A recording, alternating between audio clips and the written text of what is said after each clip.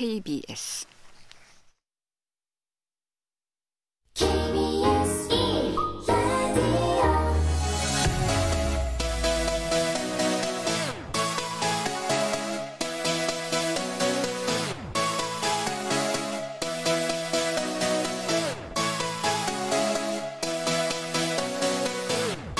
KBS 열린 토론.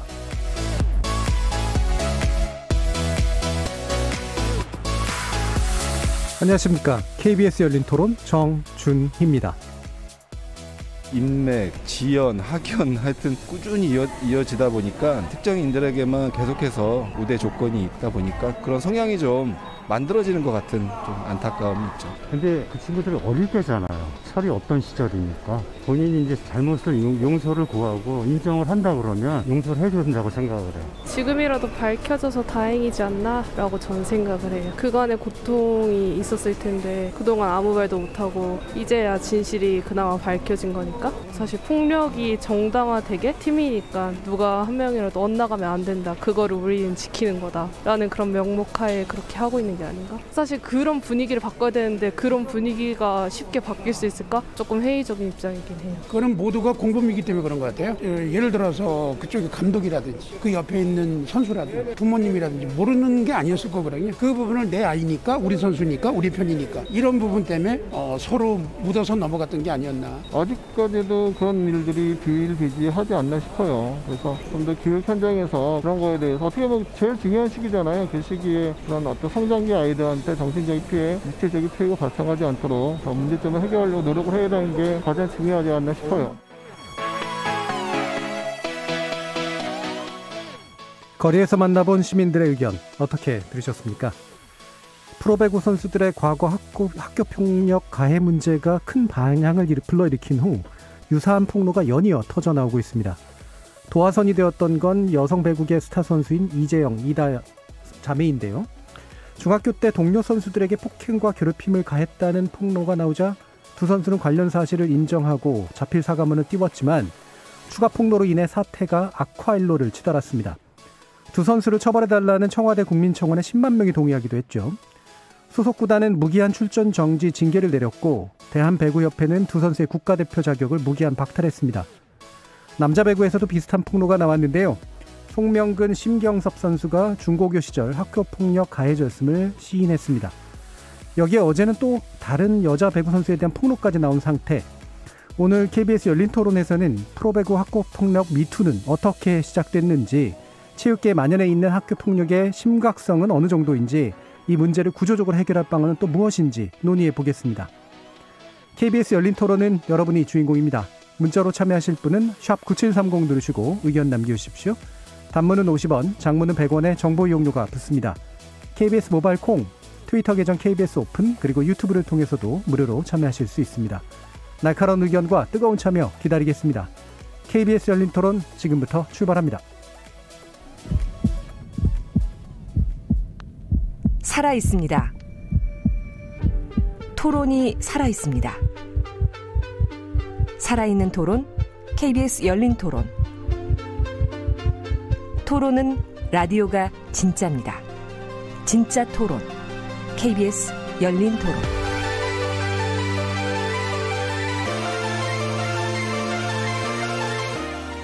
오늘 논의를 위해 네 분의 전문가 모셨는데요. 먼저 연세대 의대 정신건강의학과 교수시기도 하셔 신의진 한국폭력학대예방협회장 나오셨습니다. 네, 안녕하세요. 자, 그리고 교육 현장의 현실을 얘기해 주실 분인데요. 경기 광문고 임성철 선생님 나오셨습니다. 안녕하세요. 자, 그리고 이선영 푸른나무재단 팀장 나오셨습니다. 네, 안녕하세요. 자, 그리고 오랫동안 체육계 폭력 문제에 또 천착해 오시기도 했던 정재용 KBS 스포츠국 국장 나오셨습니다. 다시는 이 문제로 안 나왔으면 했는데 또 나왔네요. 네. 정말 이번이 마지막이었으면 좋겠습니다. 네, 지난번에 그 말씀하시던 거 너무나 선명하게 기억이 났는데 오늘 모시기로 한 거 보고 참 마음이 좀 깝깝했습니다. 그렇지 않아도 이 두 선수는 사실 최근에 그 여성 프로배구의 어떤 대중적 인기 이런 거하고 사실 밀접한 연관성이 있었던 스타 선수라서 더 충격도 됐었고. 그렇죠. 사실 또 그렇기 때문에 폭로가 된 면도 좀 있잖아요. 맞습니다. 예, 어떻게 보고 계십니까? 사실 두 선수는 이재영, 이다영이라는 두 선수는 김연경 선수와 함께 프로배구 그 자체라고 할 만큼 네. 굉장한 스타 파워를 갖고 있는 선수들입니다. 디지털 스포츠 콘텐츠를 만들기만 해도 이 선수들은 벌써 이 클릭 수가 차원이 다릅니다. 네. 그래서 굉장한 스타 파워를 갖고 있고 실제로 이 선수들 때문에 지금 현재 농구에 대한 시청률보다 여자 배구의 시청률이 무려 10배 이상 더 네네. 많이 나올 만큼 엄청난 스타 파워를 갖고 있는 선수들이에요. 근데 이 선수들이 이런 엄청난 학교 폭력 사태에 지금 휘말렸다. 가해자로 지금 결론이 나왔죠. 그렇기 때문에 이건 사실 스포츠계 전체를 굉장히 크게 흔들고 있는 네. 아주 어마어마한 사건이다 이렇게 해석하고 있죠. 예. 자, 이렇게 이제 이게 물론 불행한 사건이지만 또 이게 나름대로 변화에 싹이 됐으면 좋겠는데 제발 그렇게 되길 바랍니다. 사건은 여러 개 터지는데 변화가 잘 안 보여서 아마 그 부분에 대한 답답한 마음들 가지고 계실 것 같은데요. 관련된 내용에 대해서 또 어떻게 보셨는지 네. 신은진 교수님 한번 말씀 들어볼까요? 사실 저는 이 스포츠계에서 일어난 특히 학교 내 운동부의 어떤 특성을 보면 폐쇄적이면서 네. 상명하달의 문화가 있고 또 무슨 기술을 연마해야 되기 때문에 참아야 되는 이런 어떤 그런 문화적 특성은 항상 폭력을 이렇게 저는 잉태할 수 있다고 네. 생각을 합니다. 우리가 그걸 뻔히 알면서도 실은 누구 하나 손 걷어붙이고 이런 것을 없앨 수 있도록 도와주지 않은 우리의 지금 계속 그것이 지속이 되기 때문에 자꾸 나와서 이런 얘기를 해야 되는 그런 것들이 생기지 않나 싶어서 우리 어른들의 책임이 정말 크다고 저는 생각합니다. 예. 이게 이제 비단 여성 배구계만의 문제도 아니고 또 스포츠만의 문제도 아니고 폐쇄적인 사회 그리고 기술 연마가 이제 뭐랄까 같이 모여진 집단 안에서 이제 일어나는 그런 사회들이 가지고 있는 공통적 특징이라고 보시는 것 같습니다. 임석철 선생님은 어떠신가요? 안타까운 상황이죠. 네. 그 피해 학생들 생각하면 그 긴 세월 어떻게 참고 살았을까. 근데 저는 학교에서 아이들을 매일 보고 이렇게 생활하고 있는데 이 아이들 중에 또 저런 마음속에 꺼내놓지 못하고 고통받고 있는 아이들이 없나 그런 걱정되는 마음이 앞섭니다. 예. 그러니까 아무래도 현장에서 또 선생님이시니까 더더욱이나 감정이입이 될 수밖에 없는 그런 상황인 것 같습니다. 지금 이성현 팀장님은 청소년 폭력 관련된 또 전문성을 가지고 계시잖아요. 또 이 보시는 눈이 또 남다르실 수 있을 것 같은데. 네. 지금 저는 이걸 보면서 학창 시절을 잃어버린 사람들이 예. 폭발된 분노. 그래서 학교 폭력을 이제 1기, 2기로 나눌 수 있다면 네. 1기는 학교 현장에서 학교 폭력의 당사자들이 경험하는 학교 폭력이었다면 이거는 10수년이 지난 다음 그 사람 당사자들이 또 다시 이야기하는 잃어버린 학창 시절이 이렇게까지 번져가고 있어서 끝나지 않은 학교 폭력이라는 생각을 많이 했고요. 예. 예전에 코미디 프로그램 중에 부부가 젊었을 때는 이제 남편이 힘이 세고 아내가 힘이 약해서 막 구박을 하다가 바로 다음 편에는 노인으로 분장을 하셔서 이제 힘의 균형이 완전히 역전이 돼서 나이가 든 아내가 힘이 세서 힘이 약해진 남편을 막 괴롭히는 그런 코미디 콘트가 있었거든요. 그거랑 좀 비슷하다는 생각도 들었어요. 그래서 이런 모습이건 저런 모습이건 힘의 균형이 깨져 있는 학교 폭력을 끝나지 않은 것처럼 보여주고 있다는 생각이 많이 들어서 교수님 얘기해 주신 대로 또 국장님 얘기해 주신 대로 사회가 경각심을 가질 수 있는 계기가 됐으면 좋겠고 하지만 뭐가 좋은 해결 방법인가에 대해서는 더 많이 논의가 필요하다는 생각을 했습니다. 예. 해결 방법 아마 후반부에 좀 더 많이 얘기하긴 하겠지만 일단 눈에 보이는 해결이 지금 나와 있는 상태긴 한데 아무래도 배국의 안으로 이제 보게 되면 일단은 이제 분노를 또 가라앉혀야 되기 때문에 대처한 방식이 이제 국가대표 문제라든가 지도자 선발 안 하겠다.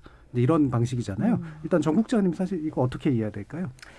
저는 우선 당장은 대체로는 적절했고 필요한 조치였다 이렇게 생각을 합니다.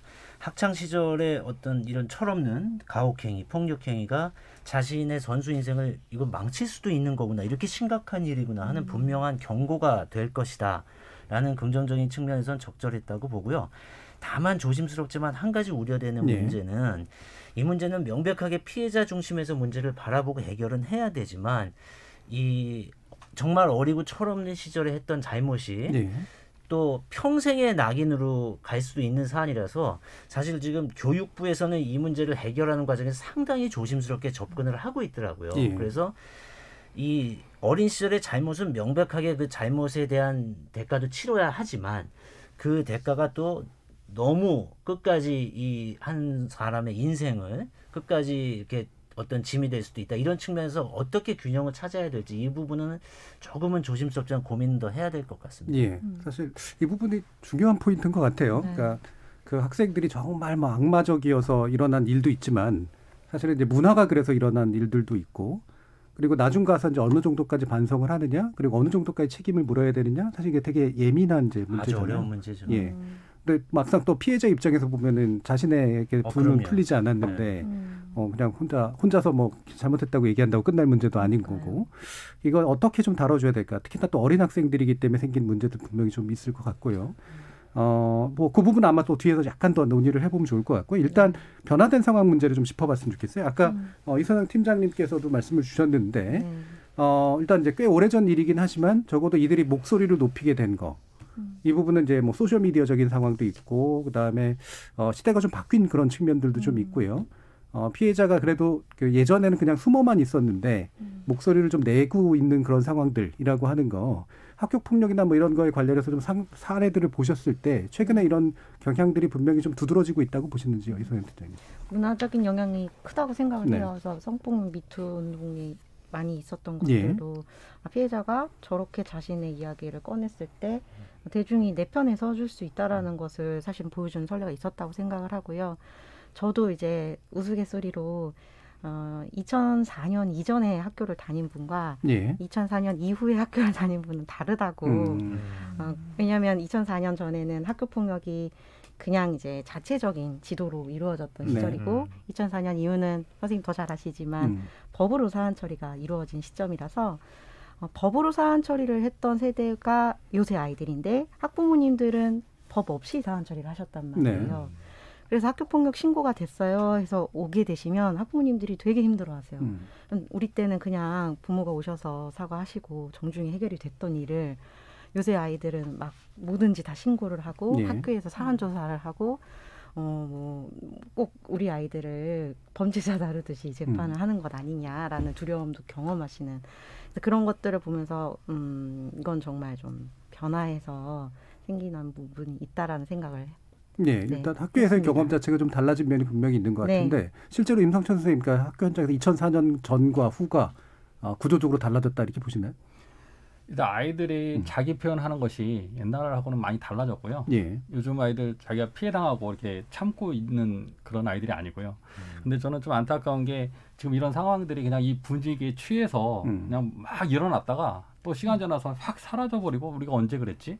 이렇게 될까 봐 좀 걱정이 돼요. 그래서 정말 이 피해 당한 학생들이 진짜 뭐 5년, 10년 지나서 밝히는 게 아니라 그 당시에 그 현장에서 바로 문제를 밝히고 풀고 뭐 법적인 조치가 필요하면 그때 당시에 할 수 있도록 그리고 그것들을 좀 더 적극적으로 표현할 수 있도록 좀 제도적 장치 또 학교의 문화도 많이 바뀌어야 될 것 같습니다. 신은진 교수님이 사실 이 부분 오랫동안 이제 관찰을 해 오셨잖아요. 실제로 그 역사적인 과정에서의 변화를 또 많이 보셨을 것 같은데. 사실 학교 폭력도 폭력이고 우리 사회에는 정말 폭력의 어떤 가해자 피해자의 문제가 상당히 오래됐고 제가 직접 다룬 것도 98년부터였습니다. 저는 성폭력 피해자들부터 도움을 주기 시작했는데요. 98년도면 아직 2000년도 되기 전이잖아요. 그때까지만 하더라도 피해자들은 감히 자기가 피해를 당했다는 거를 이야기하는 것조차 심지어 병원에 치료를 하러 오는 것조차 거의 불가능한 시기였어요. 근데 그때에 비해서 지금은 이번에 같은 경우 얼마나 힘들었겠습니까? 그것을 용기 있게 이제 얘기를 할 수 있게 정도로 정말 대한민국은 많은 저는 어떤 면에서는 발전을 이뤘다고 생각해요. 문화적으로. 이제 그런 데 있어서 원인이 이건 뭘까를 생각해 봤을 때 저는 분명히 디지털 문화가 굉장히 우리 어떤 개인화를 촉진하고 자기의 목소리를 크게 높일 수 있는 큰 계기가 됐고 그리고 거기다가 최근에 성폭력 관련 미투에서 결국 법적인 승리까지 이루는 그런 게 보다 보니 이제는 나 개인의 고통도 그냥 있으면 안 되겠구나. 이거를 다 같이 연대해서 해결할 수 있는 방안이 생겼다. 이런 식으로 되면서 저는 이걸 바뀌는 걸 보고 정말 어마어마한 변화가 아닐까. 그래서 시절이 바뀐 걸 저도 많이 느끼고 있고 특히 이번 사건을 보면서 이 어려운 학교 내 그 스포츠계의 그 부분도 이제 이게 나오기 시작하는 거로 봐서 피해자 입장에서 예. 저는 엄청난 변화다라고 생각합니다. 그러니까 실제로 이제 보면 이게 관련됐던 선수고, 그다음에 계기가 됐던 것 중에 하나가 이 두 선수가 되게 좀 즐겁게 잘 살고 있는 모습, 대중들의 인기를 얻고 있는 모습, 이걸 보면서 굉장한 박탈감을 느꼈기 때문에 나온 행동들인 것 같아요. 그러니까 이게 그 피해자의 관점에서 보면 이런 것들이 어떤 심리적인 어떤 외상하고 연결이 될까요? 네, 섞기 전은 이제 분명히 이분도 엄청 마음의 고통이 심했던 것 같고, 예. 좀 의학적으로 말씀을 드리면 만성 외상 후 스트레스 장애는 다 넘어간 것 같아요. 그러면 이 상태가 되면 이제 그냥 제가 비유를 하자면 우리가 크게 몸에 상처가 났는데 비슷한 자극만 들어가면 계속 그 상처에 물이 들어가고 예. 찌릿찌릿하게 예. 고통을 받는 그런 거와 같다고 생각하시면 돼요. 제 환자들이 이제 그렇게 이야기를 하는데, 그렇다면 이 친구는 자기는 그걸 당해서 계속 볼 때마다 옛날 일이 생각이 나서 못 견디겠고 잠도 안 오고 가슴이 두근거리는데, 심지어 저 친구들은 연예계 지금 방송까지 네. 나와서 웃으면서 자기를 자랑스럽게 얘기하는 걸 보면 그 분노와 그 불안과 과거에 얽혔던 그 부정적인 경험들이 얼마나 압도를 했을까. 예. 그러면서 그런 친구들 중에 어떤 친구는 정말 그래서 자해를 하는 친구들도 있어요. 나는 뭐냐 그러면. 나는 너무나 무기력한 거 아닌가. 그래서 그런 마음들을 볼 때마다 느끼시면은 얼마나 한 개인한테는 아픔이 될지. 예. 저는 이제 충분히 지금 피해자 입장에서만 지금 본다면은, 그래서 그렇기 때문에 더 말을 못 하는 거예요. 너무 힘들어서. 네네. 눈을 못 뜰 정도로 힘들다라고 얘기를 하는 이제 피해자들도 있는데, 그러니까 이분이 지금 하신 건 굉장히 용기인 거예요. 사람들은 그냥 할 수 있지 않은가. 그거 하고는 굉장히 저는 현실적으로 많이 보기 때문에 얼마나 용기를 많이 냈을까. 또 실제로 하고 나서 지금 굉장히 괴로울 거예요. 네. 왜냐하면 자기는 안 떠올리고 싶고 꽁꽁 싸놓았던 과거의 기억들을 다 끄집어내서 낱낱이 얘기를 하고 있는 순간, 저는 그 사람의 뇌에 얼마나 불이 났을까. 그리고 그 고통이 얼마나 대단할까. 지금 가끔 잠은 잘 자고 있을까. 본인이 터트려 놓고 뒷감당은 할 수 있나. 저는 이런 걱정을 하고 있습니다. 그렇죠. 이게 뭐 그냥 통쾌하다, 뭐 복수했다 이런 생각이 들지 않다는 거죠. 네. 그래도 이다영, 뭐 이재영, 뭐 유명한 선수니까 이렇게 자기 표현을 하고 드러냈지만 그것도 못 하고 그냥 그 상처만 끌어안고 살아가는 그런 피해자들이 너무 많을 것 같아요. 네. 지금 이렇게 드러난 거는 어떻게 보면 정말 빙산의 일각에 불과하지 않을까 생각합니다. 네. 그러니까 실제로 이제 지금도 말씀 주시는 것처럼 특히나 이제 스포츠 같은 경우는 어렸을 때부터 상당한 경쟁에 노출돼야 되고, 굉장히 잘된 소수와 대부분 사실은 그냥 인생이 끝나버렸다고 표현할 수 있을 정도로 이렇게 뭔가 이루지 못한 그런 친구들 사이에 격차가 엄청나게 크잖아요. 특히나 또 이제 스포츠에서 이제 스타 선수가 된 사람들은 말씀 주신 것처럼 연예계와 비슷한 취급을 받기도 할 정도니까 이 빛과 어둠이 참 굉장한 차이를 보일 것 같은데, 때문에 이제 이게 당연히 배구계의 문제만으로 끝나지 절대 않겠죠. 예. 정재욱 교수님. 기본적으로요, 세상은 달라졌는데 스포츠계는 여전히 담을 쌓고 변하지 않고 있는 거예요. 그게 이번에도 드러난 건데요. 저는 한 가지 제가 주목하는 사실이 있습니다. 이번에 폭로를 하고 있는 대부분의 피해자들은 스포츠계를 떠난 사람이에요. 네. 지금도 스포츠계 내부에 있는 현역 선수들은 어느 누구도 문제를 제기하지 못하고 있습니다. 왜냐하면 이 문제를 제기하는 순간 자신은 이 스포츠계를 떠나야 하는 거예요. 그러니까 떠난 사람만이 이 문제를 제기할 수 있다는 것. 여전히 스포츠계가 여전히 엄청나게 폐쇄적이라는 것을 잘 보여주고 있는 거고요. 저는 이번 사건을 보면서 세상은 이렇게 신 교수님 말씀하신 대로 엄청난 속도로 변해가고 사람들의 생각도 변하고 있는데, 이 스포츠라는 세계는 세상과 단절돼서 과거의 제도와 시스템 안에서 너무나 큰 벽을 치고 변하지 않고 있다는 그 격차가 점점 더 벌어지고 있는 것 같아서 저는 사실 그 점이 굉장히 가슴 아프고요. 그래서 제발 이제는 그 엘리트 스포츠계도 우리가 지난 3년간 얼마나 많은 일들을 봤습니까? 조재범 코치의 성폭행 사건이 있었죠. 최숙현 선수의 어마어마한 사건이 있었죠. 또 이번에 이재영, 이다영 선수의 또 학교 폭력 사태 같은 3년 동안 계속해서 이런 사회를 뒤집는 큰일이 있는 상황에서도 또다시 담을 치고 이거 엘리트 스포츠 죽이기다 이런 접근을 하지 말고 세상의 변화를 받아들이고 세상과 사회와 발을 맞춰서 스포츠계도 변하는 계기가 됐으면 합니다. 예, 그러니까 스포츠계가 사회하고 동떨어진 별개의 곳이 아님에도 불구하고 절대 아니죠. 예, 예, 이런 인식의 전환이라고 하는 건 상당히 중요할 것 같은데 결국 이제 가해 학생들 또는 가해자들이 피해자의 마음에 대해서 진정으로 공감하는 문제가 사실 선행이 돼야 되는 가장 중요하죠. 부분이겠어요. 근데 이제 이번에도 보면 이제 사과문들 뭐 자필 사과문 뭐 이렇게 또 나오기도 했는데 이게 그렇게 외려 이제 안 좋은 그런 반응까지 이제 불러일으킨 것 같거든요. 이게 당연히 그런 심리적인 메커니즘이 있지 않겠습니까, 신 교수님? 사실 이 사과문이라는 거는 지금 이제 어떻게 보면 현재로는 가해자로 지목된 분들이 일방적으로 이제 본인들이 이제 낸 거고 그 내용도 보니까 아직은 이제 깊이 있는 내용은 별로 없었던 것 같아요. 그런데 저는 과연 이게 사과문 한 장으로 될 문제일까? 이제 물론 이제 피해자들은 만나기 싫고 떠올리기조차도 싫고 그래서 만나자 해도 도망을 갈 거는 뻔한데 그럼에도 불구하고 결국은 그 가해자들이 제대로 구체적인 사실 하나하나에 대해서 피해자의 입장에서 응어리 다 풀어주는 게 필요합니다. 그것은 정의적인 측면도 있지만 사실 그래야지만이 피해자들의 심리적 회복이 그때부터 시작이 돼요. 아니면 계속 그 피해자들은 이렇게 얘기를 해놓고도 지금 그 분노가 굉장할 거거든요. 그러니까 나 분노해서 그걸 냈는데 이 안에들 기억도 다 못하고 있어. 지금 쓴 거를 보니까. 이제 그러고 있을 거예요, 분명히. 그것도 실제로 또 가해자들은 생각보다 세세하게 본인이 한 행위를 잘 모를 수도 있어요. 그렇다면 이 가해자, 피해자의 그 사건에 대한 인식의 차이가 굉장히 많거든요. 저는 인식에 이거를 줄이면서 어떻게 보면 가해자도 피해자가 이 정도까지 갔었나를 알면 정말 그 앞에서 무릎 꿇고 눈물밖에 나올 수밖에 없어요. 저는 실제로 성폭력 사건도 그렇게 많이 가는 경우도 봤는데 처벌은 별도로 하더라도 그러니까 처벌에 대한 어떤 부분은 엄중히 가되 인간과 인간으로서 이런 한 폭력 사건에 대한 인식이 완전히 다른 상황에서 이거를 다시 만들어서 제대로 사과를 해서 응어리를 풀어주는 그 과정이 없이는 피해자의 회복도 실은 불가능합니다. 그래서 과연 그걸 어떻게 하면 할 것인가.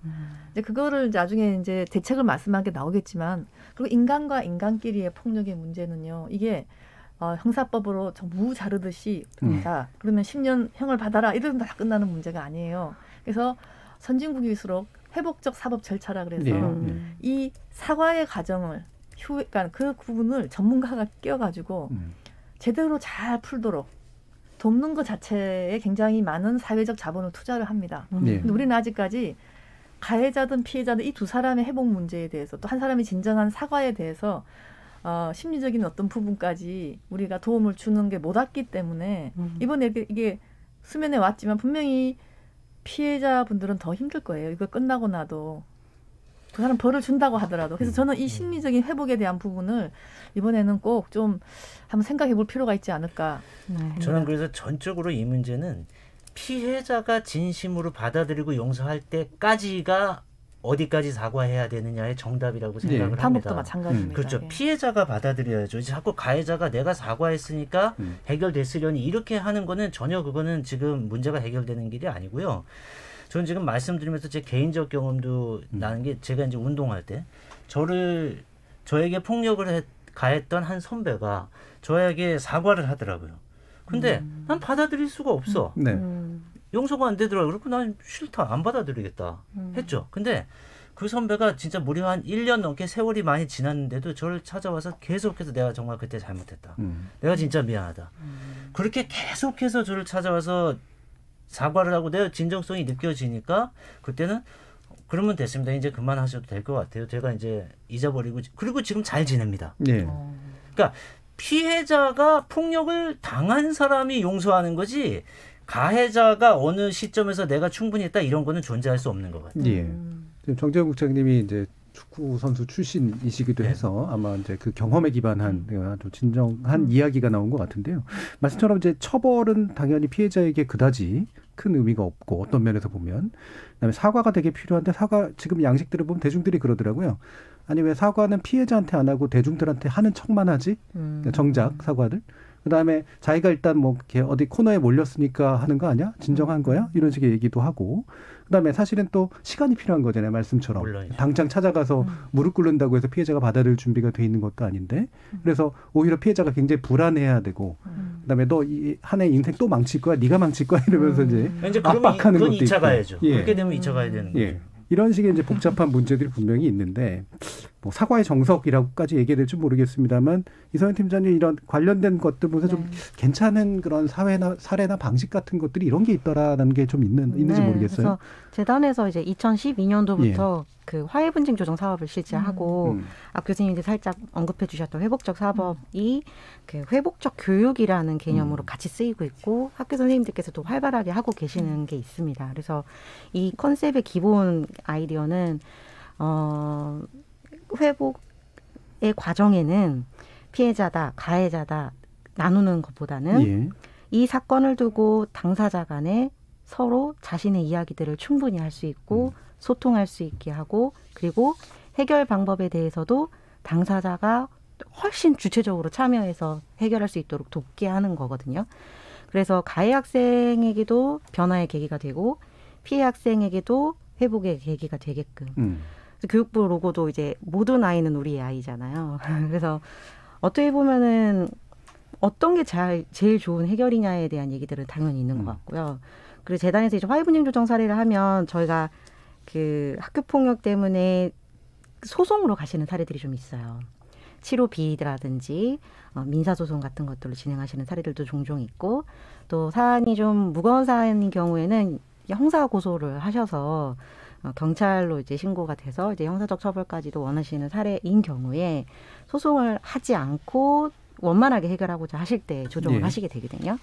그러면 저희도 사과에 대해서는 무조건 교육을 많이 해요. 왜냐하면 대개의 경우에 사과를 하는 방법을 잘 몰라요, 가해 학생들이. 그렇겠죠. 네. 그래서 정말 진정한 사과가 무엇인지에 대해서 많이 가르치는데 저희 재단에서 우선 아이들 눈높이에 맞춰서 꼭 하는 사과의 그 요소는 3가지 정도는 꼭 강조를 하거든요. 그래서 하나는 교수님 얘기해 주셨지만 구체적이어야 된다는 거예요. 뭐가 그러니까 잘못됐는지. 얼버무려서 뭐 다 미안해. 무조건 다 미안해. 이게 아니라 구체적으로 어떠한 일이 있었던 거에 대한 이야기가 나와야 된다는 것. 그리고 두 번째는 감정이 담겨야 된다는 건데요. 이 감정에 담긴 거는 가해 학생의 감정도 담겨야 되지만 피해 학생이 정말 어떤 감정을 느꼈는지에 대해서 다 담아줘야 돼요. 그러니까 예를 들면 나한테는 이게 가벼운 일이었는데 피해자는 이게 너무 고통스러웠다고 말을 한다면 근데 그건 그렇게 고통스러울 일이 아니지 않아? 이런 식으로 감정을 가지고 그걸 그렇게까지 느낄 일이야? 좀 오버하는 거 아니야? 이런 게 아니라 무슨 감정을 느꼈는지 정말 다 표현할 수 있게 그리고 그것을 다 그랬겠다라고 수용하는 그게 이제 두 번째 요건이고요. 마지막은 실천이에요. 그래서 이러이러한 일이 있어서 앞으로 이걸 개선하기 위해 내가 무엇을 이행하고 실천하겠다는 약속이 담기지 않으면 당신의 손해에 대해 내가 미안한 마음으로 이러이러한 것을 하겠다라는 약속에 대한 실천 3가지. 그래서 첫 번째는 구체적인 어떤 이야기들, 두 번째는 정말 감정을 담고 이 어떤 감정을 담아내는 그런 경험, 마지막은 구체적으로 그것을 개선하기 위해 해결하기 위해 약속이 된 것들이 있지 않으면 별로 좋은 사과는 아니라고 저희는 이제 보고 그것들이 이제 아이들하고 프로그램에 담길 수 있도록 그렇게 진행하고 있습니다. 이렇게 뭐 이렇게 잘 만들어진 만약에 매뉴얼을 보고 행동을 할 수도 있겠지만 아까 이제 신 교수님 말씀해 주신 것처럼 시간을 두고 전문가가 개입을 해가지고 손목 비틀어가지고 앉혀놓는 게 아니라 시간을 두고 이제 하나하나 이제 좀 풀어갈 수 있도록 해주는 제도적인 장치들 뭐 이런 것도 굉장히 중요한 것 같은데 임성철 선생님. 현장에서 있는 교사로서 느끼는 거는 참 이게 너무 아름다운 표현인 것 같고 좀 저렇게 돼야 될 것 같은데 너무 멀리 있는 것 같아요. 이게 현장에 있는 사람이 느끼기에는 피부로 와닿지 않는 이렇게 할 수 있는 능력을 갖고 있는 지도자, 그 학교 안에 어떤 관리자, 뭐 교사들 정말 많지 않을 것 같아요. 그래서 이런 것들 정말 중재해주고 현장에 와서 도와줄 수 있는 그런 어떤 위원회라든지 어떤 그런 팀 그리고 일단은 교육자, 교사나 또 운동부 지도자들이 이런 절차를 통해서 이런 걸 그 당시에 잘 해결하고 넘어갈 수 있도록 그 지도자들을 준비시키는 것도 굉장히 중요한 것 같아요. 지금 그냥 덮고 믿고 넘기고 예. 그냥 없는 걸로 하자 이렇게 하고 그냥 넘기기 급급하거든요. 예. 예. 그러니까 이게 참 여러 가지 문제들이 아마 겹쳐 있는 것 같긴 합니다만 이제 스포츠계의 또 문제니까 일단 그 부분을 좀 더 얘기를 해보면 아무래도 이제 스타 선수 어렸을 때부터 두각을 나타내잖아요. 네. 그리고 굉장히 잘하고 언제나 칭찬받고 그다음에 다른 선수들은 약간은 페이스메이커랄까 약간 뒷받쳐줘야 되는 그런 것들을 훈련받고 약간 종속을 또 훈련받기도 네. 하고 그 과정에서 또 이제 생긴 문제들을 덮는 그런 일들까지도 좀 생겨나고 이런 부분이 좀 클 것 같은데 실제로 정 국장님도 그런 거 선수 시절에 겪으셨나요? 아니 저는 약간 저는 그런 사례는 아니고요. 제가 예. 중학교 때 이제 저는 축구를 했는데 그 사례하고는 조금 다르지만 지금 바로 저는 이번 사건 이재영 이다영 선수의 사건만 봐도 어떤 생각이 드냐면 이게 결국 실력이 권력입니다. 네. 학교 운동부 내에서는. 왜냐하면 이 제도와 시스템 자체가 이겨야 대학을 가고 이겨야 취업을 합니다. 그렇죠. 네. 그리고 공부를 대부분의 운동선수들이 우리 시스템 안에서는 일찍 포기해야 됩니다. 그러니까 운동을 해서 성공하지 못하면 대학도 못 가고 취업도 못 합니다. 근데 볼모가 되죠. 근데 잘하는 선수가 있으면 그 선수가 팀을 이기게 해주고 그러니까 코치도 그 선수를 건드릴 수 없고 예. 아이들도 결국은 그 친구가 잘해서 우리가 이겨야 또 대학 가는데 도움되고 하니까 부모님들도 그 친구를 또 다시 떠받들게 되고 이러다 보니까 운동부 내에서는 운동 실력이 모든 것에 앞서는 최우선 권력이에요. 여기다가 지금 이 친구들은 아주 어릴 때부터 아주 잘했고 거기다 모든 일들이 거의 대부분의 일들이 숙소에서 일어났을 겁니다. 네. 또 숙소에서 이런 폐쇄되는 환경에서 생활을 하고 코치가 볼 수 있는 시간은 많지 않죠. 코치는 운동 시간 끝나고 나면 사실 관리 거의 어렵죠. 그러면 거기다 이 부모님들도 또 배구계의 인사들이고 예. 이렇게 되면 이 친구들이 그 운동부 내에서 얼마나 많은 권력을 가졌을지는 사실 쉽게 생각할 수 있는 거죠. 근데 이 친구들이 지속적으로 그런 가해를 했다. 그런 피해자의 고통은 뭐 우리가 상상할 수 없는 문제죠. 그렇기 때문에 저는 이 문제가 그냥 일반 학교 폭력과는 굉장히 다른 굉장히 다르다는 표현은 안 맞을 수도 있겠습니다. 결이 다른. 네, 결이 다른 이 스포츠계의 구조적인 문제점과 모순이 굉장히 깊숙이 투영된 문제라고 저는 생각하고 있습니다. 예. 좀 개인적으로 저는 양궁이 굉장히 유명한 학교를 나왔는데 저는 양궁 선수가 아니었습니다만 굉장히 유명한 선수가 하나 네. 있었거든요. 근데 그 친구하고 같이 특례 입학을 시켜주는 조건. 그럼요. 예, 이런 걸로 밑에 이제 동료 선수들이 사실은 이 계급이 달라버리는 이런 식의 일들 같은 걸 많이 사실 목격했습니다. 사실 그럼 조금 제가 추가 설명을 드리면요. 예를 들면 종목에 따라 다릅니다. 예를 들면 농구를 하는데 정말 농구를 잘하는 선수가 한 명 있어요. 그러면 그 선수 하나가 어느 특정 대학에 가준다라고 하죠. 그 선수가 가준다라는 그 조건으로 그 학생의 고등학교 팀 동료들이 대학가의 실력이 좀 부족한 친구들이 이 잘하는 선수 하나한테 우리가 그 스포츠계 용어로 묻어간다고 합니다. 묻어서 그 친구들이 전부 다 대학에 갈 수 있는 거예요. 그렇게 되면 그 권력 관계라는 거는 이미 뭐 서로 비교할 수 있는 권력 관계가 아니죠. 그다음에 부모님들도 그러다 보니까 그 권력에 다시 굴복할 수밖에 없고 코치는 또 학생들이 이겨야 대학 가고 이기게 해주는 선수가 중요하니까 또 코치도 넘을 수 없는 권력이 되는 거죠. 네네. 그러다 보니까 이런 구조들이 수십 년 동안 견고해졌고요. 이런 가해자들이 아무리 생겨도 그때마다 야 대학 가야지. 우리 운동부 다 없앨 거야. 계속 이렇게 얘기를 하는 문제들이 누적되다 보니까 스포츠계에서는 가해자가 더더욱이 말을 할 수 없는 구조가 너무나 심해진 거죠. 예. 그래서 이거는 저는 결국은 구조적 문제를 해결하지 않고는 이 문제는 풀릴 거라고 보지 않습니다. 계속 반복될 겁니다. 이게 이제 학원 스포츠의 측면에서 보면은 확실히 이제 구조가 좀 보일 것 같은데 임성천 선생님께도 여쭤봐야 될 것 같아요. 이게 지도자 선생님이 계시고 또 학교 선생님들도 계실 테고 학생들도 있고 이 과정에 생기는 복잡한 어떤 관계랄까요? 이런 게 좀 있을 것 같아요. 아무래도 학생 선수가 실력이 있으면 많이 좀 다른 선수나 좀 의존적이 되죠. 근데 이게 대회 실적이 좋으면 대학을 그냥 쉽게 가는 이 시스템이 안 바뀌면 계속 그렇게 될 수밖에 없죠. 그러니까 대학을 가든 어딜 가든 그런 틀이 좀 바뀌어야 되고요.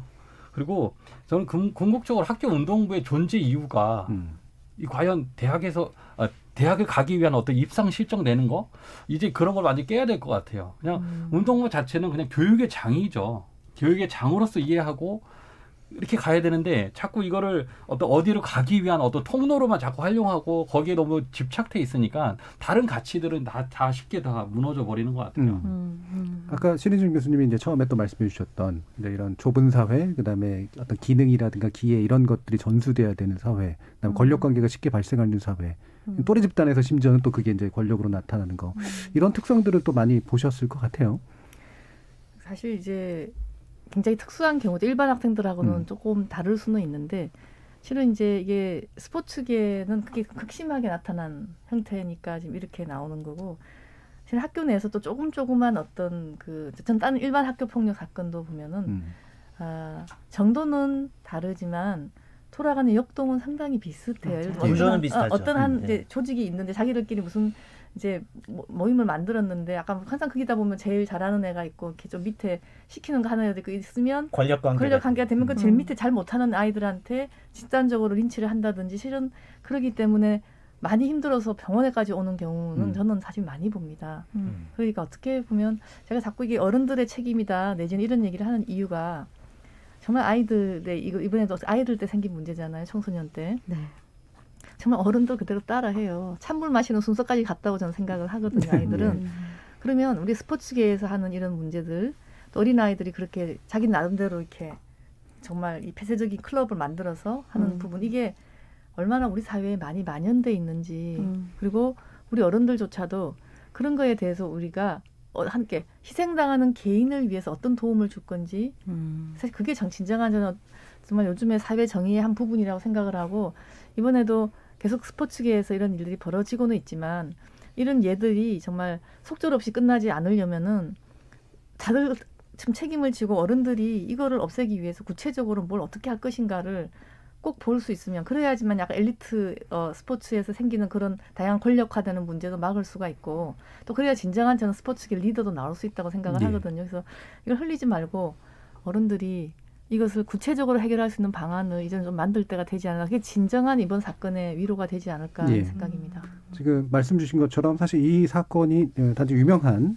굉장히 좀 촉망받는 그런 스타 선수들에 연관되어 있는 문제라서뿐만이 아니라 대중들이 많은 반응을 보인 이유는 간접적으로든 직접적으로 이와 같은 경험들을 공유했기 때문일 것 같은데요.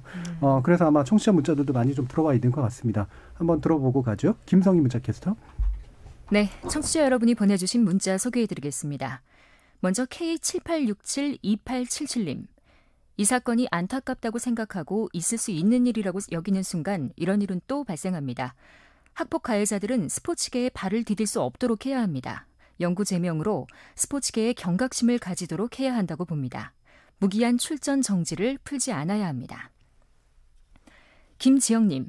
어릴 때 철부지 행동이었다고 면죄부를 주어선 안 됩니다. K72362849님. 저는 70대 초반의 나이로 해병대 출신입니다. 당시 군에서 기초훈련 후 실무에 올라가 선배들에게 많이 맞았는데 그 악몽은 지금도 몸서리 쳐질 만큼 현재 진행형입니다. 폭력은 절대 안 됩니다. 스프링허 6기님. 지속적인 폭력, 여럿이 한 명을 괴롭히는 건 정말 근절돼야 합니다. 그러나 해결책이 쉽지 않습니다. 뼈를 갈아 넣어야 하는 경쟁이 계속되는 한 학교 폭력은 사라지지 않을 것 같습니다. 이어서 6200님. 청소년 시절 누구나 한 번쯤 방황할 수 있는 게 아닌가요? 이재영, 이다영 자매를 지금 와서 처벌하는 게 과연 옳은 일인지도 신중하게 생각해 봐야 합니다. 2470님. 학폭은 전적으로 피해자의 입장에서 바라봐야 합니다. 더불어 학폭 가해자가 사회생활을 하게 될 때 이런 문제가 생길 수도 있다는 걸 교육해야 할 필요가 있습니다. 8328님. 체육인들이 힘든 과정을 이겨내고 국위선양을 하고 국민에게 희망과 용기도 줬는데 지난날의 과오로 장래가 불투명하게 된 현실은 아쉽습니다. 김연수님. 실수는 할 수 있지만 잘못은 하면 안 됩니다. 비상님. 학생들도 문제지만 감독들이 먼저 폭력을 휘두르고 최고참 선수를 앞세워 폭력을 지시하는 게 문제입니다. 8787님. 아무리 경기 능력이 뛰어난 학생이다 하더라도 학교는 배움이 먼저입니다. 운동도 기본적인 교육 하에 이루어질 수 있도록 제도 개선을 해야 합니다. 끝으로 9682님. 스포츠계만의 문제는 아니라고 생각합니다. 학교나 군대나 폐쇄적인 집단에서는 늘 상존하는 문제라고 생각합니다. 이렇게 보내주셨습니다. 이 시간은 영상으로도 생중계되고 있습니다. 유튜브에 들어가셔서 KBS 1라디오 또는 KBS 열린 토론을 검색하시면 지금 바로 토론하는 모습 영상으로 보실 수 있습니다. 지금 방송을 듣고 계신 청취자 모두가 시민 논객입니다. 계속해서 청취자 여러분의 날카로운 시선과 의견 보내주세요. 지금까지 문자캐스터 김상희였습니다. 토론이 세상을 바꿀 수는 없습니다. 하지만 토론 없이 바꿀 수 있는 세상은 어디에도 없습니다.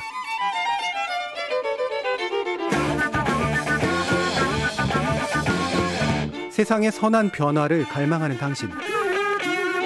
정답이 아니라 질문의 힘을 믿는 당신. 우리 KBS 열린 토론에서 만납시다.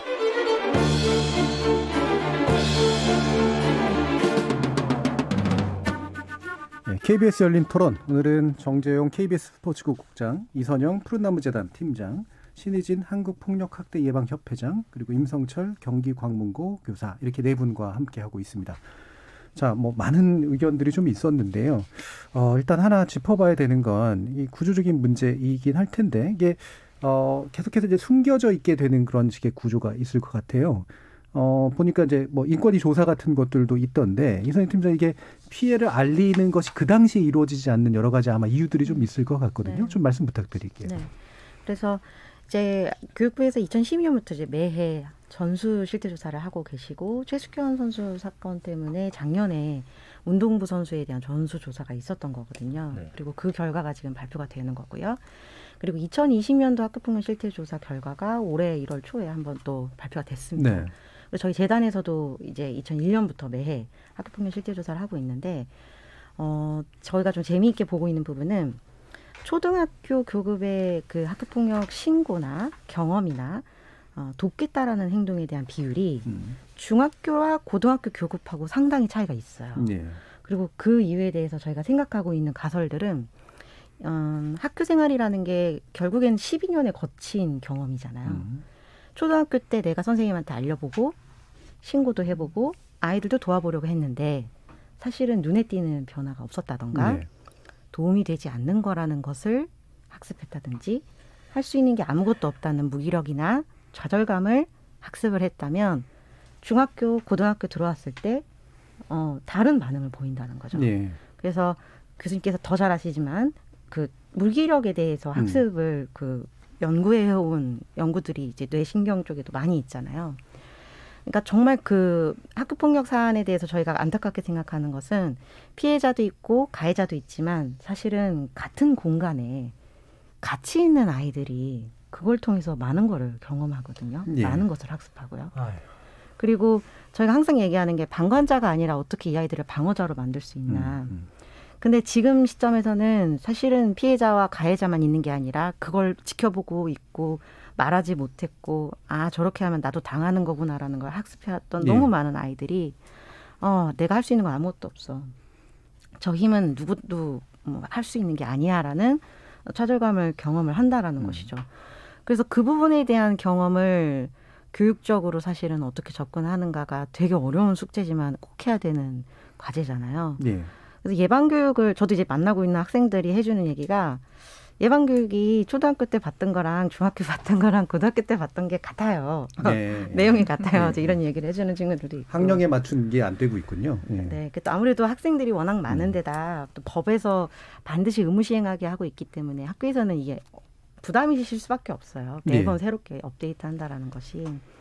그리고 이게 도덕교육처럼 이루어지는 것보다는 정말 그 피부에 와닿게 가르쳐야 되는 영역이거든요.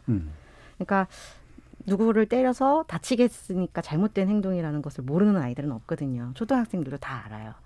그런데 저희가 이제 실태조사에서 그런 질문들을 최근에 하기 시작했는데 내가 다른 친구들 7명한테는 너무 상냥하게 대해주고 한 명에게만 무관심하게 대하면 학교폭력이냐고 물어보면 아이들이 대답을 잘 못해요. 예. 그러니까 따돌리는 것은 잘못인가요? 따돌리는 것은 학교폭력인가요? 그러면 다 따돌리면 학교폭력이죠 라고 대답하지만 10명 중 9명에게는 상냥하게 대하면서 한 명에게는 그렇게 하지 않는다고 하면 학교폭력이냐고 질문을 하면 어려워한다는 거죠. 네네. 그래서 고민하게 만드는 교육, 좀 딜레마 상황에 대한 교육. 제가 지금 팀장님 얘기를 들으면서 너무나 사실 가슴이 아픈 게 이 스포츠계에서 이 문제가요. 제가 2008년도에 스포츠와 성폭력에 대한 인권보고서라는 다큐멘터리를 만들 때도 똑같은 문제였어요. 너무나 많은 사건이 있는데 그 사건을 당한 피해자들이 어느 누구도 내가 이 문제를 꺼냈을 때 해결되지 않을 거라고 믿고 있는 거예요. 그게 가장 무서운 거예요. 무기력한 거죠. 우리가 얘기하는 침묵의 카르텔이라는 게 바로 그건데 침묵의 카르텔이 뭐냐면 아까 말씀드린 대로 이겨야만 대학도 가고 취업할 수 있기 때문에 성적이 모든 가치에 앞서는 거예요. 인권이라는 가치보다도 성적이 앞서는 거예요. 그러다 보니까 내가 맞았어. 너무나 잘못됐어. 근데 그 문제를 내가 제기하는 순간 코치 선생님이 야 좀 참아라. 우리 이겨야지. 심지어 부모님도 가서 애 좀 때려서라도 우리가 이겨서 대학 가게 좀 해주세요. 거기다가 동료들이 야 네가 좀 참아. 네가 참아야 우리 이기고 가지. 그다음에 교장 선생님한테 찾아가면 야 학교 문제 생기니까 우리 그냥 이거 야 덮자. 이러고 문제가 외부로 나가면 그 가해자가 피해를 보는 게 아니라 가해자는 또 다른 학교 가서 운동 잘하고 팀은 해체되고 그러니까 피해자가 또다시 욕을 먹는 거예요. 너 때문에 우리 다 대학 못 갔다고. 이런 문제들이 지금 2018년부터 지금이 언제입니까? 이게 지금 몇십 년이 지나도 똑같은 문제가 지금 수십 번, 수백 번 반복되고 있잖아요. 그러니까 스포츠계에 있는 선수들이 지금 어떤 생각을 하겠어요? 절대로 이게 해결되지 않는다고 생각하는 거예요. 심지어 그 조재범 코치의 사건이 우리 사회를 크게 흔든 다음에 대한체육회 인권센터에 우리가 기대가 많지 않았습니까? 그때 최숙현 선수 사건이 반복됐을 때 아무런 기능도 못했잖아요. 체육계는 결국 다시 그 문제를 덮지 않았습니까? 그래서 심지어는 대한체육회에 있는 인권센터를 더 기능을 하지 못하니까 체육회 밖으로 지금 스포츠 윤리센터라는 거를 다시 만들었는데 지금 그 스포츠 윤리센터는 어떤 기능을 하고 있는지 모르겠어요. 거기 지금 거기서 이런 문제를 해결해주는 사례, 그게 가장 강력한 교육이지 않습니까? 그런데 문제를 해결해주는 사례는 없고 계속 피해가 덮이는 사례만 쌓이다 보니까 스포츠 윤리센터 만들고 지금 대통령이 몇 번째 얘기했습니까? 3년째 계속 해결하라고 하는데 그 같은 문제가 계속 반복되고 있는 이 상황을 지금 도대체 대한민국에 있는 스포츠계 선수들이 지금 일반 학생들이 피해를 당하고 있는 피해 학생들이 지금 어떻게 느끼겠냐고요. 이번에도 해결 안 되면 도대체 우리 어른들은 애들한테 뭐라고 얘기할 겁니까 이거를. 바로 이제 그 점이 저도 참 스포츠계의 폭력뿐만 아니라 약자가 될 수밖에 없는 상황에서 폭력을 당하는 사람들 우리 사회에 참으로 많이 있습니다. 지금 예를 들면 아동 보호시설에 있는 아이들도 있고. 근데 저는 사실 그런 친구들을 많이 치료도 하고 평가도 하고 하면서 금방 우리 전 국장님 말씀을 들으면서 가끔 이런 생각도 해봅니다. 이거를 예를 들면 대학 가는 시스템을 바꾸자 엘리트 체육에 지금 그것이 갑자기 안 될 수도 있지 않겠습니까? 계속 이어지는 것, 우리 사회의 전반적인 변화랑 또 맞물리니까. 그렇죠. 빠른 시간에 되는 건 아니죠. 그랬을 때 결국 이제 요즘에 그런 얘기를 많이 하죠. 게임 체인저는 기술일 수 있는데요. 저는 만약에 우리가 위험도가 높은 군이라면 그 피해자의 어떤 보고에 의해서 발고에 의해서 잡아내는 게 하지 말고 저는 의사니까 그 사람들 예를 들면 선수들 같은 경우에 정기적으로 스트레스 호르몬을 검사한다든지 심지어 요즘에는 이제 디지털 치료제 이런 것이 어느 정도까지 발달돼 있냐면요. 이렇게 책을 쭉 읽게 한 다음에 예를 들면 이런 친구들 아무튼 폭력이라든가 싸움이라든가 구타라든가 이런 게 들어오면은요. 쭉 읽는 것 중에서 그 눈 시선을 갖다가 이렇게 잡아내서 어디에 얼마큼 오래 머무나 또 그런 것을 볼 때 심박동이라든가 이런 것들이 얼마나 변화가 있나. 그래서 어떻게 보면 디지털 기술과 혼합을 해서 자기가 의지가 상관없이 자동적으로 그런 어떤 심각한 폭력 트라우마가 있는 사람들을 반응을 잡아내고 하는 부분을 저는 지금과 같은 기술이면 충분히 만들어낼 수가 있거든요. 제가 지금 그래서 그런 것 때문에 고민이 많았는데 당장 정말 해야 될 부분이 폐쇄적인 엘리트 스포츠계부터 그래서 그렇게 이렇게 하지 않으면 도저히 깨질 수 없는 카르텔이라면은 그런 피해자를 과학적인 방법으로 좀 발굴을 그래도 할 수 있는 100%는 아니라 하더라도 그래서 거기서 자꾸 폭력 반응에 오랜 시간을 보는 친구들은 따로 불러가지고 폭력 경험에 대한 인터뷰를 제대로 이제 전문 심리학자들한테 시키면은 대충 아이들은 특히 꽁꽁 숨기지 못해요. 생각보다. 사춘기 아이들이고 대부분 아니 초등학생부터 중학생 아이들이면 충분히 저희 경험으로는 다 이야기를 하게 되기 때문에 저는 그런 어떤 극단적인 과학적인 검증 시스템을 만드는 것도 방법. 지금처럼 그냥 윤리위원회, 인권위원회처럼 이런 문화적인 포괄적인 느낌보다는 딱 기술적으로 잡아낼 수 있게끔 저는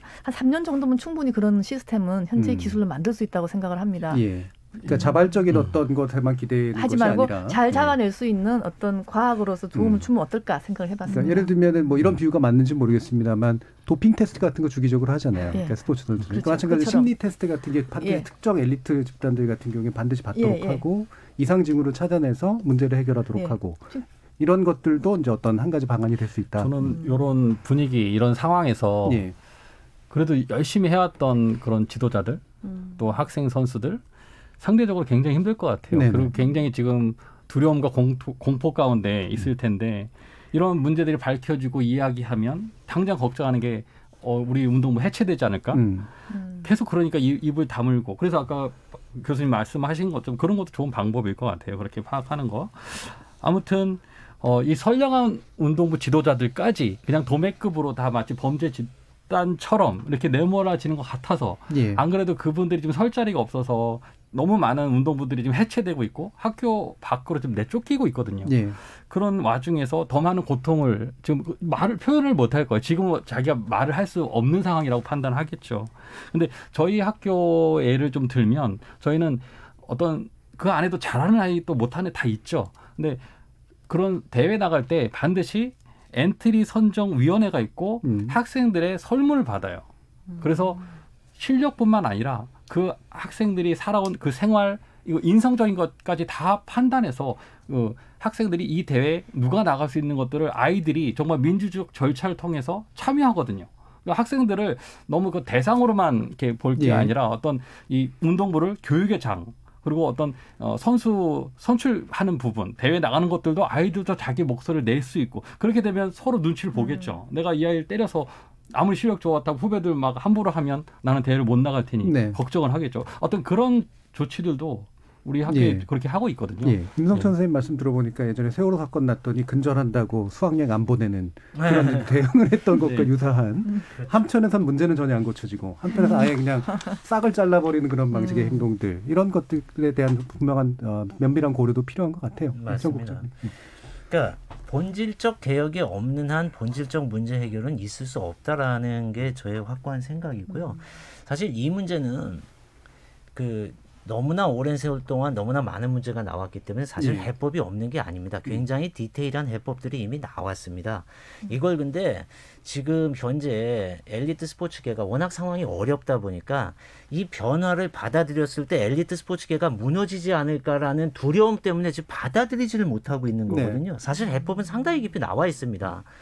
여러 가지 정부 정책들도 이미 10년 전부터 똑같은 내용입니다. 해법은 간단해요.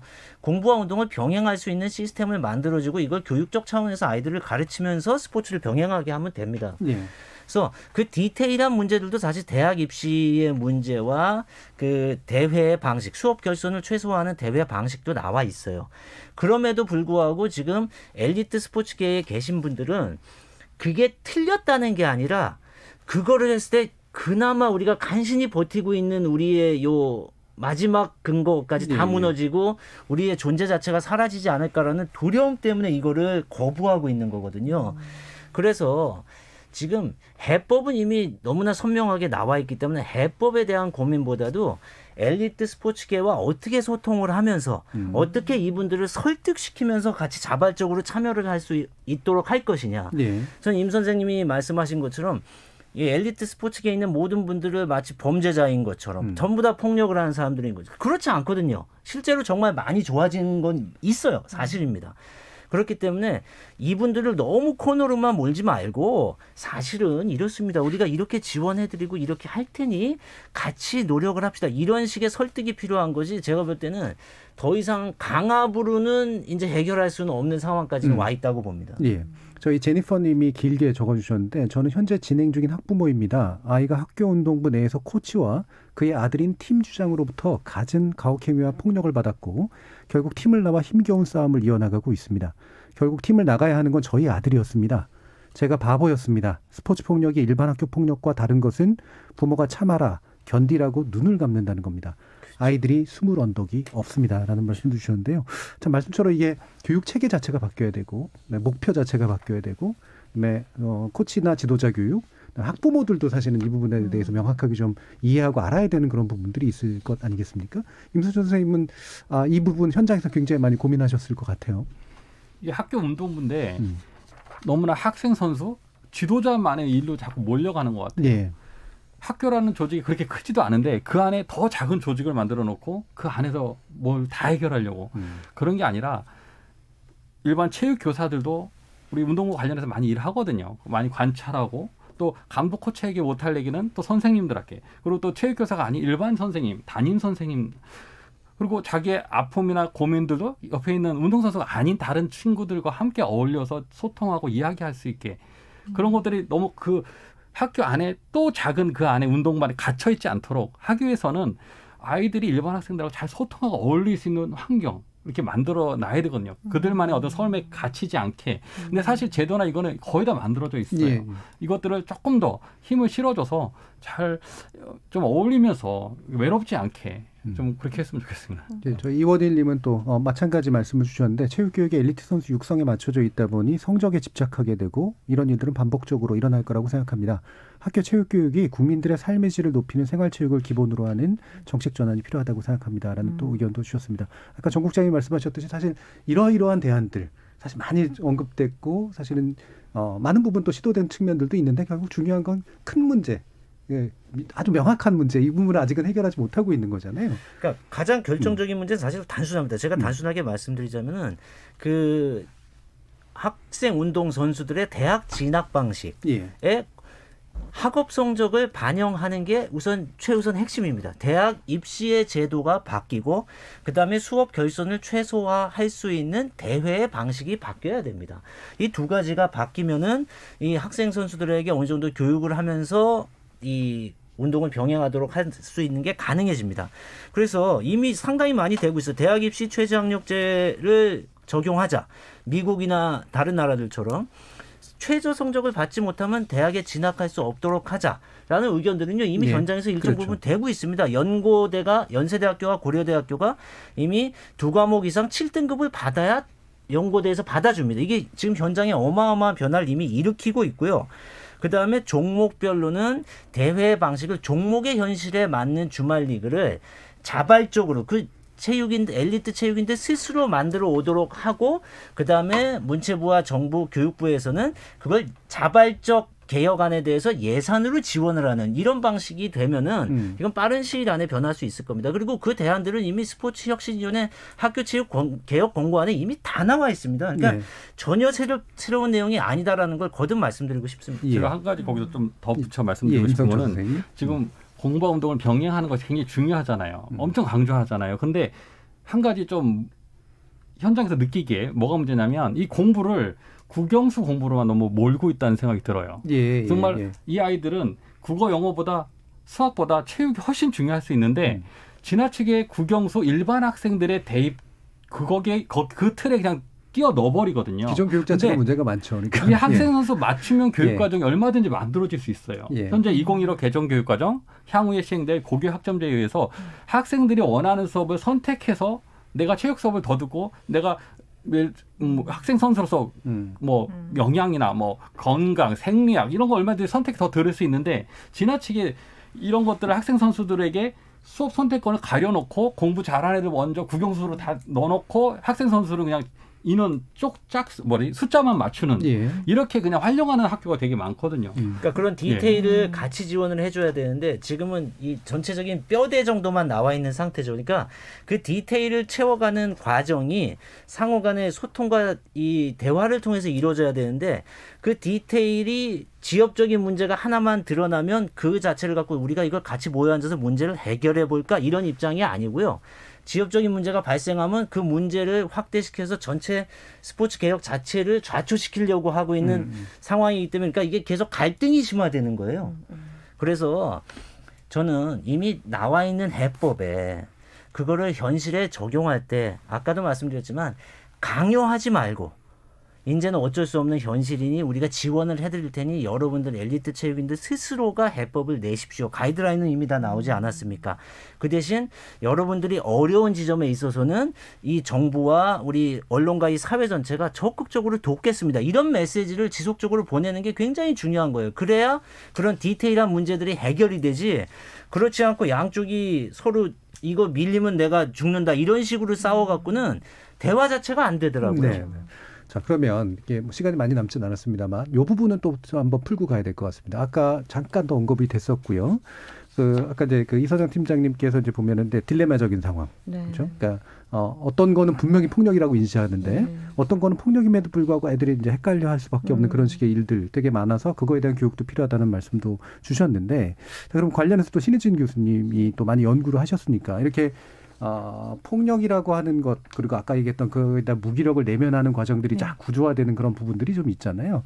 우리가 어떻게 폭력과 장난 이런 것들을 구별하게 하고 어린 시절에 있어서의 문제들을 좀 더 예민하게 적절히 대처하도록 만들까? 어떤 말씀 주실 수 있을까요? 사실 폭력과 장난은 가해자, 피해자의 좀 입장이 다른데요. 아주 간단하게 다를 수 있습니다. 장난은 누구나 할 수 있습니다. 그런데 그 장난할 때 수위가 다른 사람의 고통을 고려하면서 하는 장난은 폭력으로 갈 수가 없고요.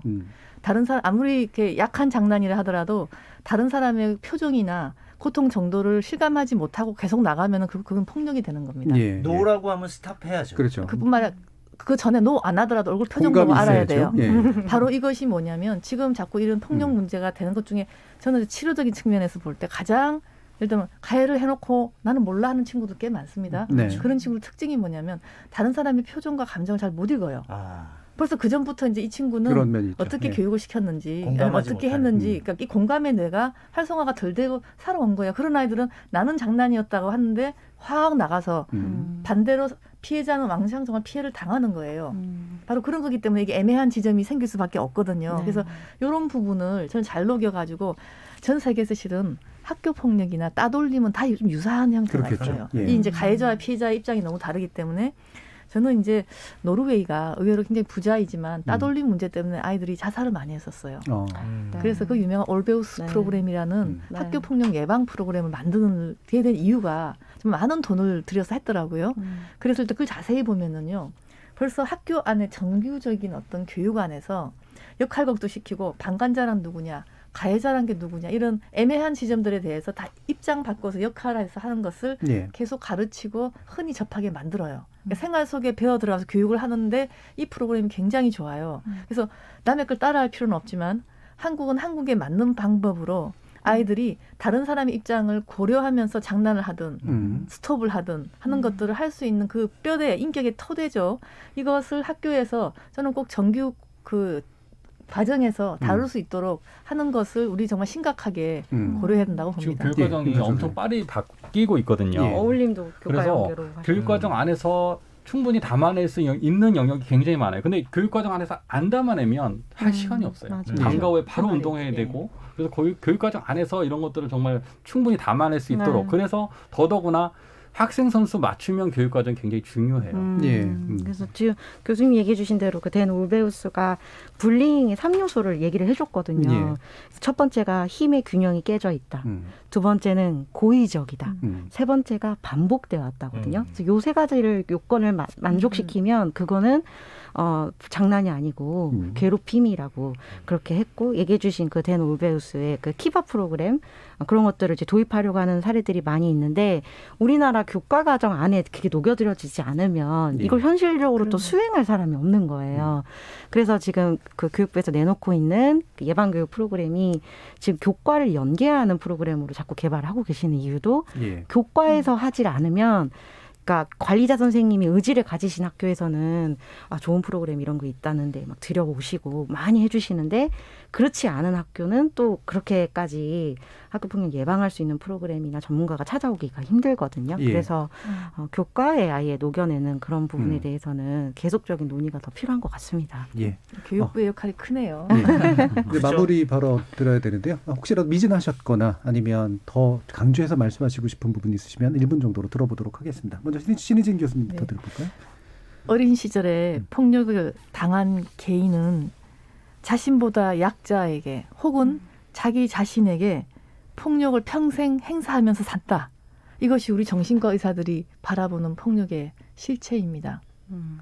결국 폭력의 경험이 폭력을 낳기 때문에 초기 단계에서 폭력의 경험이 없어질 수 있도록 예방하고 학생을 교육시키고 또 생겼을 때 빨리빨리 아이들을 알 수 있게 하는 요 제도를 만들지 않으면 평생 폭력을 계속 낳는 상황이 저는 지속될 것이기 때문에 이런 사건을 통해서 여기에 대한 제도화를 만들었으면 좋겠습니다. 예, 임성천 선생님 말씀 들어보겠습니다.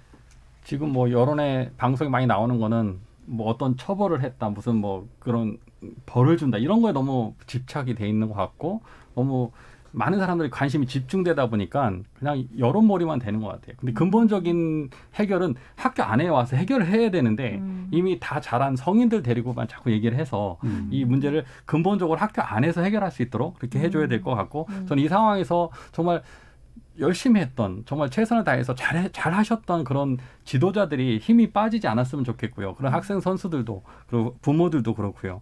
그리고 다시 강조하지만 우리나라 교육이 너무나 상위권, 공부 잘하는 학생들에게만 맞춰져 있는 게 좀 아쉬워요. 그래서 모든 학생, 누구 하나도 포기하지 않는 교육, 그런 우리 경기도 교육청에서 많이 강조하는데 정말 학생 선수들에게 맞는 그들에게 적합한 교육 과정 예. 그런 것들을 좀 잘 운영했으면 좋겠습니다. 알겠습니다. 자, 이성영 팀장님 말씀 드리겠습니다. 네, 저는 학교 폭력을 학교를 떠나서도 학교 폭력에 시달리는 분들.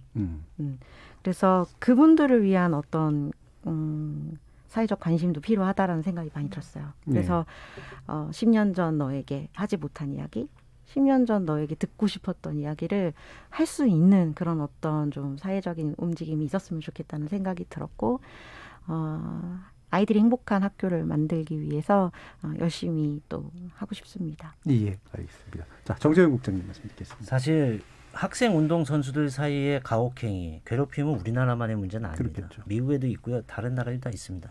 흔히 헤이징이라고 하는데 이제 운동부 내의 가혹행위입니다. 미국 고교체육연맹에서 정의한 헤이징은 집단 내에서 행해지는 인격 모독적이나 위험한 모든 행동이다. 그 결과는 신체의 상해나 죽음이 될 수도 있다. 적극적인 의지와 관계없이 결과가 그렇게 됐다면 그런 거다. 이렇게 정의하고 있습니다. 그다음에 미국 대학 스포츠 연맹에서 한 징계를 받은 팀의 주장이 쓴 글입니다. 처음 의도는 팀워크를 강화하기 위한 놀이였다. 누군가를 못 살게 굴 생각은 전혀 없었다. 그러나 결과는 우리를 발전시키지도 않았고 아무런 도움도 되지 않았고 반대였다. 우리 팀은 출전 금지를 당했고 징계를 받았다. 스포츠에 참여하는 것은 우리에게 주어진 특권이고 그 특별한 권리에는 책임이 따른다. 이게 징계를 받은 한 팀의 주장이 직접 쓴 글입니다. 네. 우리도 학교 스포츠, 최소한 어떤 성적이 중요한 스포츠라고 하더라도 학교 내에서 이루어지는 체육 활동, 스포츠 활동만큼은 교육의 연장선상에서 우리가 다뤄야 한다는 것, 그것만큼은 잊지 않았으면 좋겠습니다. 예, 알겠습니다. 자, 오늘 네 분 말씀 감사히 들었고요. 오늘 토론 함께해 주신 신희진 교수님, 그리고 임성철 선생님, 정재현 국장님, 그리고 이선영 팀장님, 네 분 모두 수고하셨습니다. 감사합니다. 고맙습니다. 감사합니다.